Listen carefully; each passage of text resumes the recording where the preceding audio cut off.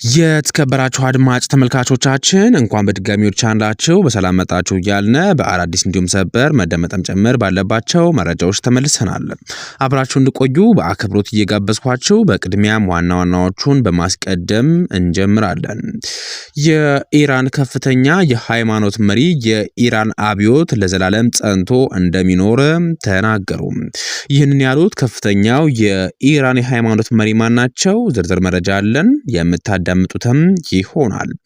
የኢራን የጦር ኃይሎች በማንኛውም ጊዜ ለተልዕኮ ሙሉ ዝግጁ እንደሆነ የኢራን ጦር ቃል አቀባይ አሳወቁ።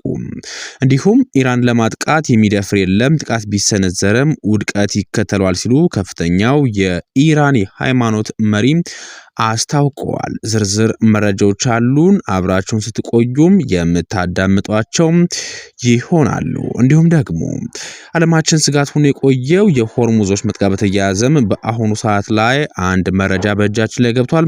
በመጨረሻም ሆርሙዝ ሙሉ በሙሉ ተከፍቷል። ዓለምን ያስጨነቀው የሆርሙዞች መጥም ሙሉ በሙሉ በመከፈቱም በአሁኑ ሰዓት ላይ ከኢራንና ከአሜሪካ አዳዲስ መረጃዎች እየተሰሙ ይገኛሉ። ዝርዝር መረጃዎች አሉን። አብራችሁን ስትቆዩ የምታዳምጧቸው ይሆናሉ። እነዚህና ሌሎች መደመጥ ያለባቸውን መረጃዎችን ሰዓታችን ጠብቀን ይዘን ተገኝተናል። በመሆኑም አብራችሁን እንድቆዩ በአክብሮት እየጋበዝናችሁ ሁላችሁም ቪዲዮ ላይክ በማድረግ እንድትጀምሩ እንዲሁም ደግሞ ለዚህ ቻናል አዲስ ሆናችሁ ካላችሁ ሰብስክራይብ በማድረግ እንድትጀምሩ በአክብሮት እየጋበዝናችሁ በቀጥታ ወደ ዝርዝር መረጃዎቻችንም እንሸጋገራለን። ለዓለማችን ኢኮኖሚ ትልቅ ስጋት ሆኖ የቀጠለው የሆርሙዝ ወሽመጥ በአሁኑ ሰዓት ላይ ሙሉ በሙሉ ስለመከፈቱም ተሰምቷል። ዓለምን ያስጨነቀው የሆርሙዝ ወሽመጥ በአሁኑ ሰዓት ላይ በኢራንና በአሜሪካ ድርድር ስምምነት ምክንያትም ሙሉ በሙሉም እንደተከፈተ ኢራን አስታውቃለች። የሆርሙዝ ወሽመጥ ለቀረው ተኩስ አቁም ጊዜ ሙሉ በሙሉ ክፍት እንደሚሆንም የኢራን የውጭ ጉዳይ ሚኒስትር አባስ አራግጂ አስታውቋል። አራግጂ በኤክስ ገጻቸው ባሰፈሩት መልእክትም ሊባኖስ ውስጥ በተደረሰው የተኩስ አቁም ስምምነት መሰረትም በሆርሙዝ ወሽመጥ በኩል የሚደረግ የሁሉም ንግድ መርከብ ጉዞ ለቀሪው ተኩስ አቁም ጊዜ ሙሉ በሙሉ ክፍት እንዲሆን ታውጇልም ብለዋል። ከአሜሪካና የኢራን መንግስታት የሁለት ሳምንታት ተኩስ አቁም እንቅፋት የሆነው በእስራኤልና የሊባኖስ ሂዝቦላ መካከል የ10 ቀን ተኩስ አቁም ታውጇል። ምንም እንኳን ከዚህ ጋር በተያያዘ የኢራን መንግስትም ሂዝቦላ የሽምግልናው አካል መሆን አለበት ያለ በተደጋጋሚ ሲጠይቅ የነበረ ቢሆንም በአሁኑ ሰዓትም ጥያቄው ተቀባይነት አግኝቶ በሊባኖስ የሚንቀሳቀሰው የሂዝቦላ ቡድን የተኩስ አቁሙ አንድ አካል በመሆኑም የተኩስ አቁም ስምምነት ተደርሶ የሆርሙዝ ወሽመጥም በመጨረሻ ሙሉ በሙሉ ክፍት እንደሆነ ነው የተሰማው። ለ40 ቀናት በውጊያ ላይ የነበሩት የአሜሪካና የኢራን ጦሮችን በፓኪስታን አሸማጋይነት የሁለት ሳምንት ተኩስ አቁም መፈጸማቸው ይታወሳል። ምንም እንኳን ሆርሙዝ የተከፈተ ቢሆንም ተኩስ አቁሙ በሚቀጥሉ ሳምንታት ረቡዕ ዕለት ይጠናቀቃል። ዓለም በሆርሙዝ መከፈት እፎይታ ቢሰማም ትራምፕ በኢራን ላይ ወደቦች ላይ ጣሉትን ገደብ አስቀጥላለሁም ብለዋል። የአሜሪካው ፕሬዝዳንት ዶናልድ ትራምፕ ወደ ኢራን ወደቦችም የሚደረጉ ጉዞዎችንም የማገድ እርምጃቸውን ቴህራንም ስምምነቱ ላይ እስከምትደርስ ድረስም በሙሉ ኃይልና እንዲሁም ደግሞ ባላቸው ኃይል ተፈጻሚነትም እንደሚቀጥልም ተናግረዋል። ከዚህ ጋር በተያያዘም የአሜሪካው ፕሬዝዳንት ዶናልድ ትራምፕ ለኢራን መንግስት ምስጋና አቅርበዋል። የሆርሙዝ የባህር ወሽመጥ ትራፊክ ክፍት መሆኑን በተነገረበት በዚህ ቅጽበትም የአሜሪካው ፕሬዝዳንት ዶናልድ ትራምፕ ለኢራን መንግስት ምስጋናቸውን አቅርበዋል። ዋሽንግተን ዲሲ ዩናይትድ ስቴትስ አሜሪካ ዶናልድ ትራምፕ ስትራቴጂካዊ ጠቀሜታ ያለው የሆርሙዝ ባህር ወሽመጥ ለንግድ መርከቦች ሙሉ በሙሉ ክፍት መሆኑንም አስታውቋል። ፕሬዝዳንቱ በትናንትናው ዕለት አረብ ሚያዝያ 9 ቀን 2018 ዓ.ም በማህበራዊ ገጻቸው ባስተላለፉት መልእክትም የኢራን መንግስት የባህር መንገዱን ክፍት ማድረጉን በይፋ ማሳወቁንም ገልጸዋል። ፕሬዝዳንት ትራምፕ በሰጠው አጭር መግለጫ ኢራን የባህር ወሽመጡ ሙሉ በሙሉ ክፍት መሆኑና ለጉዞ ዝግጁ መሆኑንም ገልጻለች። እናመሰግናለን በማለትም ለተወሰደው እርምጃም እውቅና ሰጠዋል። ይህ የሆርሙዝ ወሽመጥ መከፈትም በአሁኑ ሰዓት ላይ በዓለማችን ላይ ትልቅ የራስ ምታት ሆኖ የሚገኘው የነዳጅ ገበያም እፎይታን የሚሰጥ እንደሆነም ታምኖበታል። ከዚህ ጋር በተያያዘ በመካከለኛው ምስራቅ የተባባሰ የመጣው ቀውስ የዓለማችን ስልታዊ የባህር መስመር የሆነውን የሆርሙዝ ሰርጥ ለከፍተኛ ወታደራዊ ውጥረት እንዳጋለጠው ይታወቃል።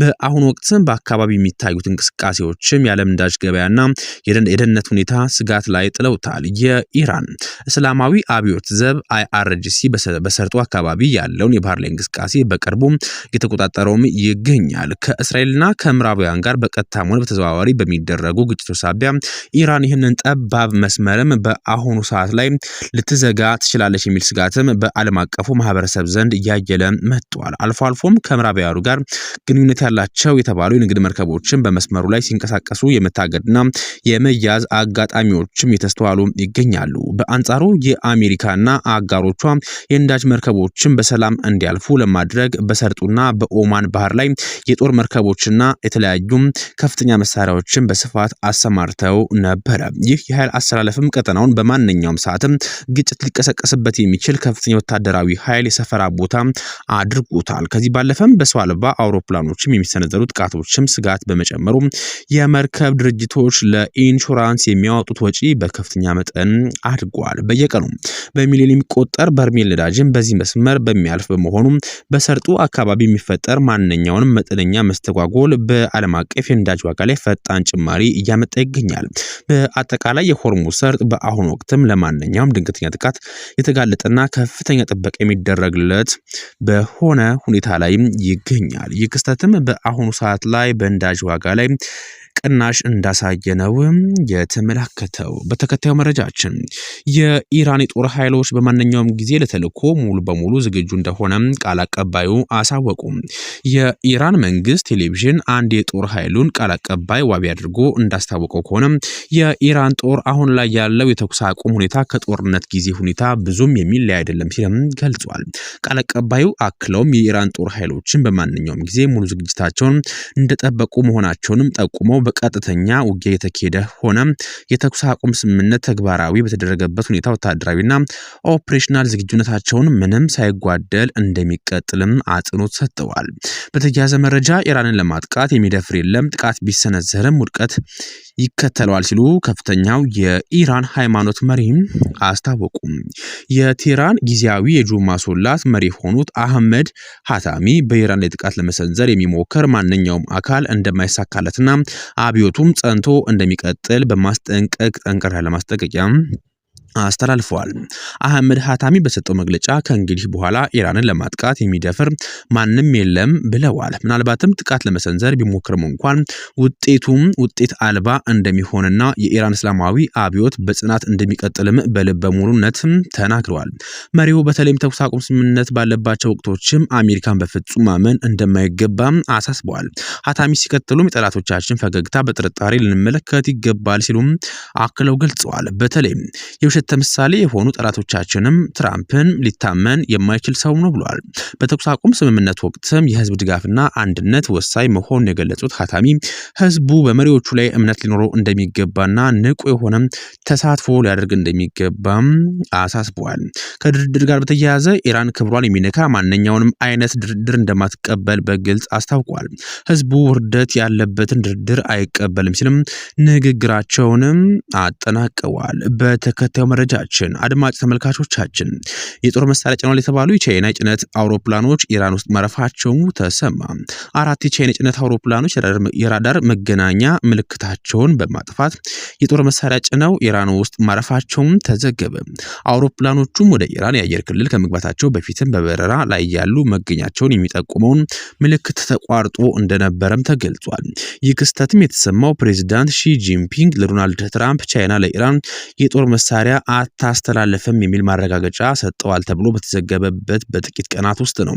የሰሜን ኮሪያው መሪ ኪም ጆንግ ኡንም ከኢራን በ72 ሰዓታት ውስጥም ኒውክሌር ማስታጠቅ እንደሚችልም ተናግረዋል። ከዚህ ጋር በተያያዘም በአሁኑ ሰዓት ላይ ዓለማችን እየተጨነቀች ትገኛለች። የእነዚህ ሁለት ሀገራት ድጋፍም የዓለማችን ኃይል ሚዛን ሊያዛባው እንደሚችልም ከወዲሁ እየተሰጋ ይገኛል።